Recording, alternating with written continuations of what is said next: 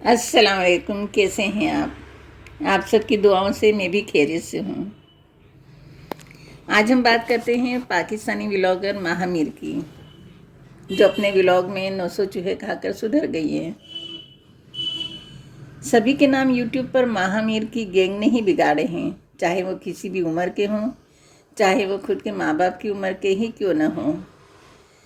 सभी को गंदे नामों से माँ की गैंग बुलाती है आज भी। मुस्लिम लोगों को तुम पर भी गुस्सा आता है माँ। तुमने इस्लाम को बदनाम करने में कोई कसर छोड़ी है? तुम भी तो नहा धोकर वजू बनाकर हिजाब पहनकर इस्लाम को बदनाम कर रही हो।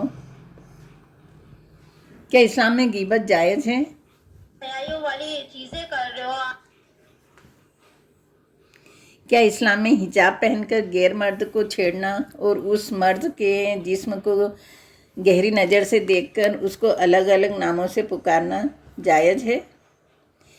क्या इस्लाम यह सिखाता है कि अपने माँ बाप की उम्र के अब्बा अम्मी को गंदी ज़बान बोलना? कभी अब्बा को शराबी जुआरी, अम्मी को वो क्या बालों के बारे में तुम बोलती थी,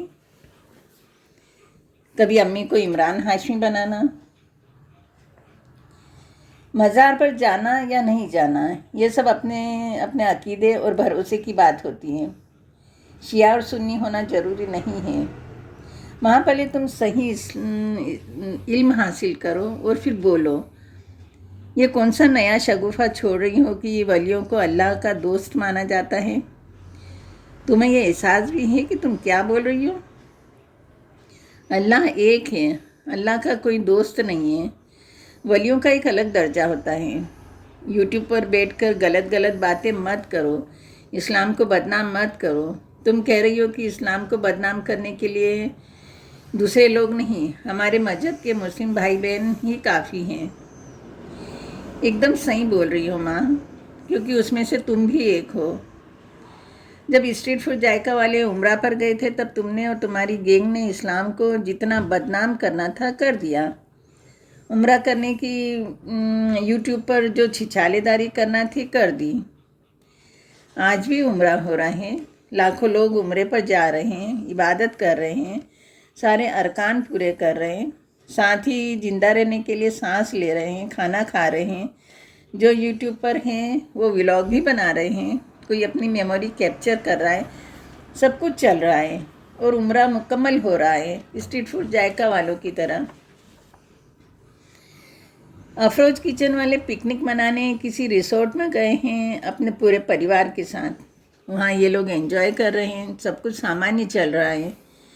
रमज़ान और ईद के बाद शायद हर जगह एक रस्म सी हो गई है बाहर जाकर पिकनिक मनाना और एंजॉय करना। मगर तुम अपनी आदत के अनुसार उसे इतना गंदा कर रही हो कि सारी अश्लील हरकतें यही लोग कर रहे हैं। तुम अपने मुल्क की सितारा यासीन, जो बड़ी यूट्यूबर है, उसके व्लॉग देखो।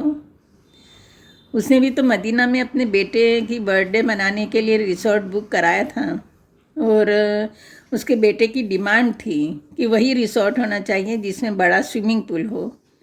वहाँ भी उन लोगों ने खूब एंजॉय किया। उसमें उसकी माँ भी थी, बेटा भी था, बहनों भी थे, सिर्फ खामिन नहीं था। ये सब करने के बाद सबने उम्रा भी किया, वीडियो भी बनाए, तब सब जायज़ था। तब महरम और नामहरम के सवाल नहीं उछले, क्योंकि महामीर को इंडिया के मुसलमानों को सुधारने का ठेका जो मिला हुआ है। इंडिया के मुसलमान कुछ करें तो दिन बदनाम हो जाता है। पाकिस्तान के मुसलमान तो हद क्रॉस करने की हद तक जा रहे हैं। वहाँ इस्लाम बदनाम नहीं हो रहा है। पाकिस्तान तो एक मुस्लिम कंट्री है, वहाँ के मुसलमानों ने तो मुस्लिम होने की मिसाल कायम करना चाहिए। अफरोज़ के अंदर का क्या देख लिया तुमने जो इतनी शॉक्ड हो रही हो? जब वो पुल में उतर रही थी, पूरा बदन कपड़े ढके कपड़े थे, उसके बाद गले में दुपट्टा था, एक राउंड डरते डरते लगवाया गया था, उसके बाद वो एयर ट्यूब में थी। बस ये सब अफरोज़ ने अपनी फैमिली के साथ अपनी लाइफ का एक हिस्सा एंजॉय किया।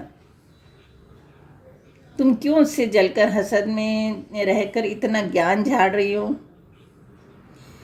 और अगर ज्ञान देना ही है तो पहले सितारा यासीन के मदीना वाले स्विमिंग पूल के व्लॉग देख लो, शायद बहुत समानता नज़र आएगी। एक औरत अपनी चार दीवारी से बाहर खुशी मना रही है, तो उसे अपनी हसद की आग में मत जलाओ।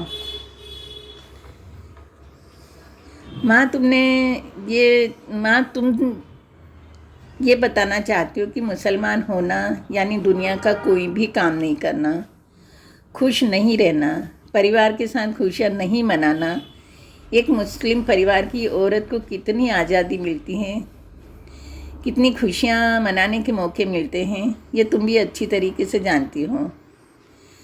मुस्लिम औरतों को भी खुश रहने का हक है। एक बात ध्यान रखो माँ, दूसरों के अजीब अजीब नाम रखना, दूसरों को बुरा कहना, ये भी गुनाह है। तुम उनके व्लॉग देखकर यूट्यूब पर बोलने चली आई, ये कोई सवाब का काम नहीं है। तुमने भी तो अपनी इस्लामी ज़िंदगी से वक्त निकाल कर वीडियो देखा, कमेंट्स पढ़े और रिएक्शन देने चली आई। क्या ये शिर्क नहीं है? तुमने कौन सी हदीस की बात कह दी? तुमने तो कई लोगों को ये सब करने और देखने का रास्ता बताया है। शिर्क होने के बावजूद तुमने ये सब किया क्योंकि इससे कमाई हो रही है तुम्हारी। ऐसे ही इन लोगों का भी यही सब मकसद है। अफरोज़ किचन वाले ट्रिप पर गए, उसे हिंदू अच्छे कमेंट्स करके सपोर्ट कर रहे हैं और मुस्लिम नाराज़ हैं।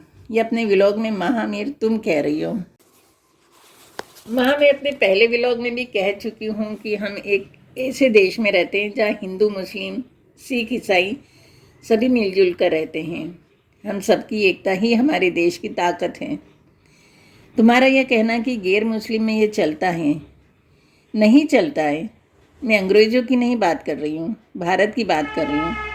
हमारे भारत में किसी भी मजहब की औरत हो पर्दा करती है, वो पर्दा घूंघट हो या हिजाब हो। और जब वो औरत किसी भी मजहब की हो, अपने परिवार के साथ पिकनिक मनाने जाएगी तो भी अपने पूरे कपड़ों में होगी जैसे अफरोज़ थी, और वैसे ही एंजॉय करेगी जैसे अफरोज़ कर रही है। महामीर, एक बार फिर तुमसे गुजारिश है कि जब भी तुम इंडियन व्लॉगर पर रिएक्शन दो तो उसमें कभी भी हिंदू मुस्लिम की बातें ना किया करें। औरत औरत होती है, उसकी इज्जत इज्जत होती है। औरत और उसकी इज्जत कभी हिंदू मुसलमान नहीं होती।